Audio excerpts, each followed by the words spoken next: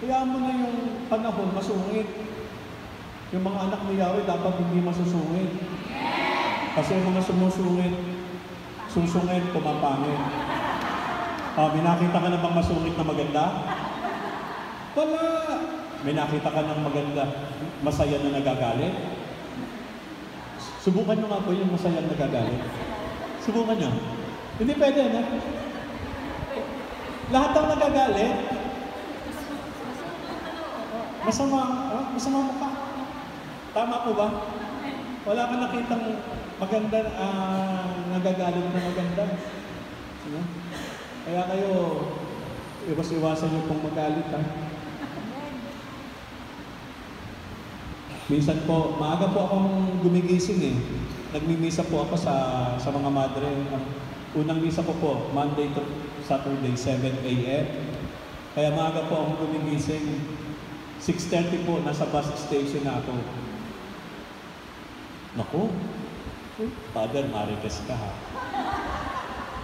Hindi ko po siya kilala.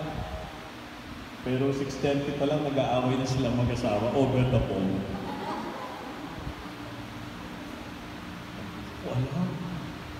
At siguro po, sa paghihintay namin ng bus, siguro mga 5 minutes din yun. Siguro po, mga 11 beses kong narinig yung salitang tanga. Tanga mo kasi. Ayan ka na naman. Talagang tanga. Sabi ko, sino kaya? Ay, naku. Sabi ko, magang-maga. O, mabuti na lang. Maulan pa nun. Kaya sabi ko, bagay-bagay lang yun. Masungit ang panahon, masungit ka, pahala ka dyan. Pero ano, sabi ko, maga-maga.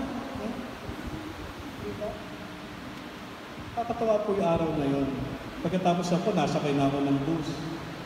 At pagkatapos po nun, sa susunod na istasyon, may sumakay naman. Siyempre, mga Pilipino, alam ko yung salita nila. Sabi niya, maghintay ka, ipapadala ko, mamaya pa magbubukas yung Pacific Ace. Ang kulit mo naman, di ba sinabi ko sa'yo, 9 o'clock. Matatapos ako, lalabas ako sa bahay, 11. So bago mag-12, makukuha ko na yun. Kulit mo. Sabi ko, talaga naman. Alam ko, mga nagpapadala, masaya eh. Di ba masaya ka pag may napapadala ka? Amen? Nung una-una, pag nagpapadala ka, masaya-masaya ka. Amen po ba? Hanggang ngayon po ba, masaya kayo pag nagpapadala? O, tawa-tawa kayo dyan. Shadow-shadow nyo. Baka hindi na. Baka ang bigat na lang. Pero dati masaya-masaya ka. Ano?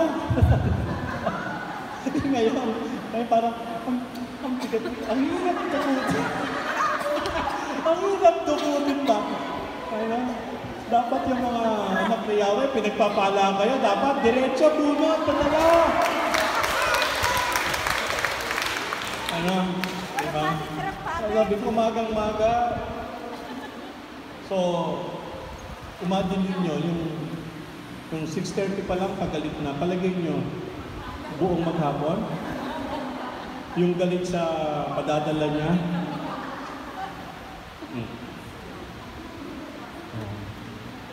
Meron pa po, nung sumunod pang bus stop, may sumakay pa. Pilipino din. At umupo pa dito sa may tapat ko. Ang sabi niya, maghintay ka na lang. Mabayaran din naman kita eh. Alam na this. Amen. Mabuti na lang sa ipang-apat, bubaba na ako, baka mo matagyan. Father, marites ka rin, ano? Ano? Nadinig ko, hindi ko naman siya kilala eh. Ano? So mga kapatid, ibig sabihin, sa buhay natin, hindi naman lahat is smooth. Kuminsan may mga basura din na dapat tayong itapon. Katulad na kahit anong ingat mo sa bahay. Diba? At napapansin nyo ba, mas malinis, mas maraming basura. Amen? Amen. Diba? Kaya, kung maraming nalilinis sa mga anak ni Yahweh, Ibig sabihin niya, lumilinis tayo.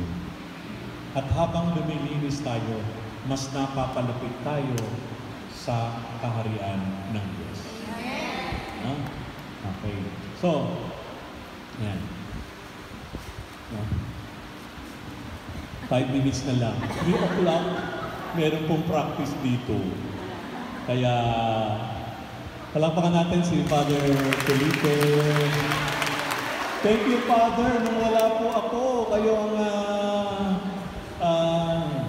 sumalo sa akin dito. Salamat po. May practice po sila, Father Felipe, para sa World Day of Migrants. By the way, nabanggit na po ba sa inyo, wala tayong gawain.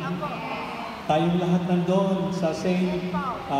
Paul School of Macau. Okay? At samahan niyo po yung choir natin doon. Ayoko naman sabihin mag-perform sila doon. So, pero bahagi po sila ng presentation, ng sayaw at kanta. Ito, para po makita din naman ng iba na, oh, nakapa na ng LC tayo, galing pa nilang kumanta. Amen po? And then, kwento na lang, last 3 minutes. Kwento po ito ng pagpapatawad na nagmamahal. Meron pong isang pamilya, Mami, Daddy, may 3 silang anak. Ang panganay po, lalaki. Pangalawa, lalaki. At yung bunso, babae. Nag-iisa. At alam niyo po ba yung bunso? Kamukha ni Mami. Kayo po ba pag kamukha niyo yung anak niyo? Siyempre, ang saya-saya mo. Lalo nag-iisang babae, kamukha ni Mami, di ba? Ayoko ng dugtungan. So, lumaki sila na masayang pamilya. Nagsisimba kapag linggo. Normal family. Pinalaki na may paggalang, may obedience, may respect and obedience sa mga... Hanggang sa nakatapos na sila ng kolehiyo. At pagkatapos po noon, ay sinabi ng anak na babae na bunso, Mami, gusto ko naman pong maranasan ng buhay sa city, umalis sa probinsya. Papaalam po sana ako, doon na ako magtrabaho sa Manila. Sabi ng kanyang mami, anak, 22 years, hindi tayo nagkahiwalay. Mula nung isilang ka, hanggang ngayon, araw-araw kasama kita dito sa bahay. Masakit sa akin, hindi ako sanay. I will miss you, anak. Pero may tiwala ako sa iyo, anak. Panahon na para mamuhay ka na rin ng sarili mo. Pero anak, papayag ako sa isang kondisyon. Ano yun, Mami? Ingatan mo yung pagkababae mo. Wala pa sa pamilya natin ang kinasal. Hindi pa kinakasal, malaki na ang tiyan. Malaking kahihiyan yan sa lahat ng tito at tita mo at sa buong pamilya natin kasi wala pang nagkaganyan. Ayokong ikaw ang kauna-unahan sa pamilya natin na magkaganyan. Sabi naman ng anak, promise, Mami, iingatan ko ang aking pagkababae. Trabaho na sa Manila. After 8 months, may nangyari po.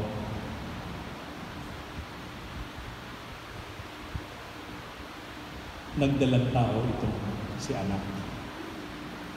First time siyang nagmahal, first boyfriend niya. May nangyari pa. At 2 months, pregnant na siya. At sinabi niya sa kanyang boyfriend na siya ay 2 months pregnant. Delay siya. Nag-test na siya. Positive. Ang sabi ng kanyang boyfriend, hindi pa ako handang mag-asawa. Biglang naguho ang mundo niya. Kung kayo po yung anak na yon, hindi ba kapag may problema ang anak, ang una mong pupuntahan, ang una mong uuwian, bahay ninyo. Kung ikaw yung yun, uuwi ka kaagad sa bahay ninyo? Hindi po. Unang-una makikita mo, hindi ka sumunod sa kondisyon. Isa lang naman ang kondisyon ni Mami. Paano mo sasabihin sa Mami mo? Oh anak, uuwi ka kaagad. Oh Mami. Kasi 7 months na lang, magiging lola ka na. Imagine, hindi madali. Okay, masabi mo yon. O sino naman ang tatay? Ayaw pong panagutan. Ako, ayaw na naman problema. Kung kayo po ang nanay na, matutuwa ba kayo? So, malaking problema, di ba? Wala na siyang dapat ganun eh. Dapat pag may problema ka, ang lalapitan mo yung mga mahal mo sa buhay. Ang mahal niya yung boyfriend niya. Nilapitan niya. Nireject siya. Ang sakit, no? Ang lalaki talaga, sabi yun. Sabi yun natin, di ba? Oh. Naalala na lang niya, merong nanay, yung mami niya, may kapatid na pari. At tinawagan niya yung tito niya at ikinuwento po yung pangyayari sa buhay niya. Pagkatapos noon, yung si father, pinuntahan yung kapatid niya. At ate, ganito nangyari sa anak mo. At pagkatapos marinig yun ng nanay, ang unang reaksyon ni nanay, galit. Wala na akong anak. Itinatakwil ko na anak. Malaking kahihiyan ang pinagagawa ng anak niya. Nag-usap kami noon, promise mami, promise. Ano nangyari ngayon? 2 months pregnant. Walang ama. Galit. Ano na lang sasabihin ng lahat ng mga kapatid ko, ng buong pamilya? Forever and ever, hallelujah. Na siya'y mayroong ganyan na reputasyon, ang kauna-unahan sa pamilya na nabuntis ng walang asawa o hindi pa kinakasal. Galit! Ang tagal, puro, ang daming sinabi. Diba? Kung kayo po yung mami, matutuwa ba kayo sa nadinig ninyo? Siguro magagalit din kayo. Diba? Masakit yun. Pinalaki mo, tinuruan mo, pagkatapos sa dulo, ganito. Pero alam niyo po, bago umalis si Father, meron siyang sinabi, may kilang,